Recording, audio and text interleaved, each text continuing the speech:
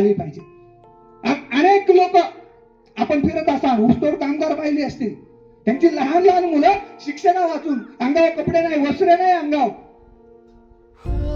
आई सकाळी उठते, ऊस तोडायला ज्यावेळेस आई जाते ना, त्यावेळेस त्या पाचेटातून, ऊसाच्या पानातून अंग कापलेलं असतं. तिला परिवाराची काळजी असते, कुटुंबाची काळजी असते. तिचं जे सौभाग्य आहे त्याच्यासाठी ती जगत असते. पण ती पिणारा जरी असला तरी साथ देणारी सौभाग्य होती ती म्हणजे ऊस कामगार. सकाळी 3 वाजता उठते, स्वयंपाकाला लागते आणि 4:30 वाजता आपल्या लहानशा तहानलेल्या 1 ते 2 महिन्याच्या बाळाला पाठीशी बांधते. हा प्रवास तुम्ही पाहिला.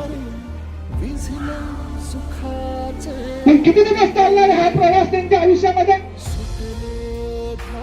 काय योगदान आहे तरुणांचं की त्या मुलाला सुद्धा त्याच्या आयुष्यामध्ये ऊस तोडायची वेळ येणार नाही. त्यासाठी शिक्षणाची जनजागृती त्यांच्या जवळ जाऊन करणं ही लोकांची पहिली जबाबदारी.